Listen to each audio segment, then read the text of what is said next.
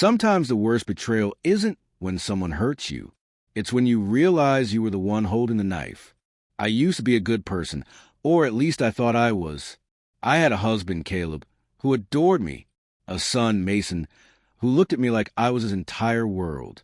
We had a comfortable life, not flashy, but warm, predictable, safe. Too safe. That's where it started, with boredom. God, I hate admitting that. But there I was, 33 with a 5-year-old, a mortgage, and a husband who never forgot an anniversary, but always fell asleep before 10 p.m. We had routines, not passion.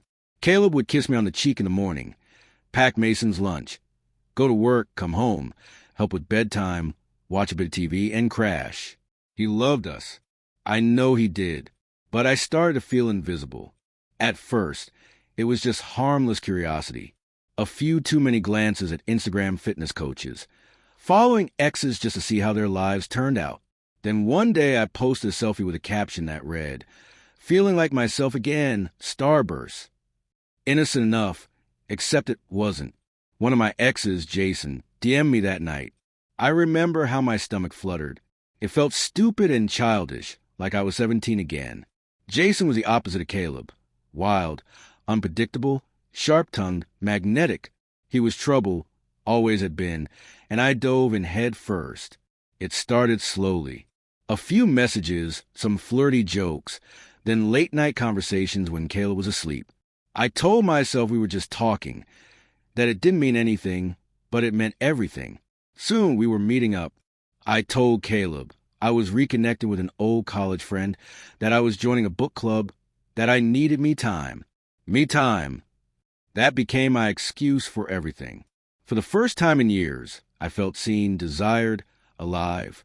Jason knew how to say all the right things, how to make me feel like I hadn't disappeared into motherhood and marriage. The guilt came in waves. Sometimes I'd lie in bed beside Caleb, watching his chest rise and fall, and wonder how I could hurt someone so gentle. He trusted me completely. He never asked questions. He even started planning a little weekend getaway for just the two of us. Said he missed us. I should have stopped then. I could have, but I didn't. I kept choosing Jason. Every text, every lie, every night, I said I was going for a drive just to clear my head. I was destroying the life I had built, one secret at a time. And then came the day everything shattered.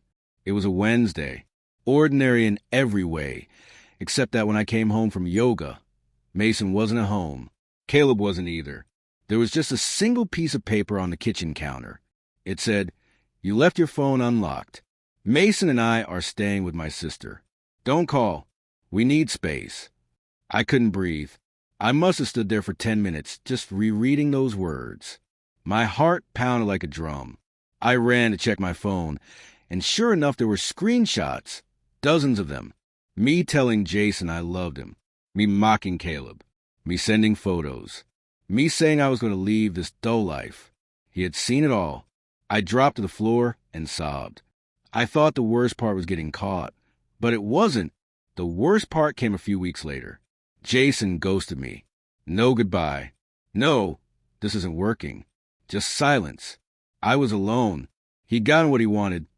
The thrill, the ego boost, and left me to pick up the pieces. I tried texting, calling, begging, but nothing.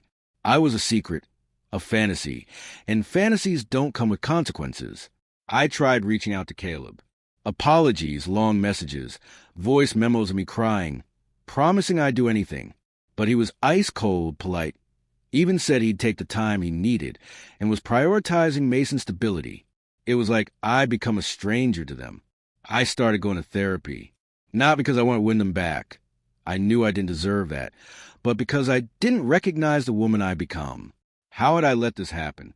How had I thrown away a man who brought me soup when I was sick, who sat through preschool recitals just to cheer louder than anyone, who held me through panic attacks and never made me feel weak? How had I taken Mason's joy and turned it into confusion? Because he asked for me in the beginning. Every time Caleb picked him up from school, he'd cry, "Why isn't Mommy coming?" And every time, Caleb had to tell him that Mommy's figuring some things out. I saw them once by accident at the park. Mason was laughing, climbing the jungle gym, and Caleb was watching him with this quiet sorrow in his eyes. I didn't go up to them. I just stood behind a tree, hiding like a criminal, and cried. That was 3 months ago. They still don't talk to me much. Caleb sends updates about Mason, sometimes a photo, but he doesn't answer when I ask if we can meet. I understand. I destroyed the trust. I turned our family into rubble. And for what? For nothing. Jason isn't here. The thrill is gone. The fire burned everything down. And now I sit in the ashes alone. I'm not telling this story because I want pity. I don't deserve it. I'm telling it because maybe someone out there is where I was, tempted, bored, feeling unseen. And maybe you're thinking, it's just talking. It's harmless. I deserve to feel good again. But I promise you, that feeling you're chasing, it's fleeting. And the damage you'll leave behind, it's permanent. Some mistakes can't be undone. And some families don't come back. Not all villains are easy to spot. Sometimes they're the ones in the mirror. If the story made you pause even for a second, then maybe, just maybe, it did what it was supposed to.